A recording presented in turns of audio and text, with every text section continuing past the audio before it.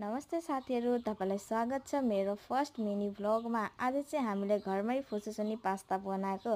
First चाहिँ हामीले नुन हालेर पानी लगाएर डो मजाले बनायौं। त्यसपछि यो पास्ता बनाउने मेसिनमा चाहिँ हामीले बेलेको। त्यसपछि उम्लिरहेको पानीमा पास्ता हाल्दियौं। पानीमा चाहिँ अलिकति ओइल हाल्नुपर्छ नभए टासिन्छ। त्यसपछि ओइलमा काटेको अनियन, जिन्जर हालेर अलिकति चलायौं। त्यसपछि चप गरेको चिली हालेर अलि एकछिन हल्लायो गोल्डन हुन्जेलसम्म। त्यसपछि पिल गरेको टमाटर अनि चप गरेको टमाटर हालेर स्वाद अनुसार नुन हालेर हल्लायो।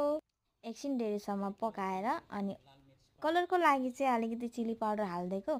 त्यसपछि अघि बनाएको नुडल्स हालिदियो। त्यसपछि अलिकति मिक्स गर्नुपर्छ गाइस। अनि मैले चाहिँ खाएको हो नि त एकदम टेस्टी भएको थियो। यो चाहिँ प्लेटिङ हाम्रो बाबाले गर्नु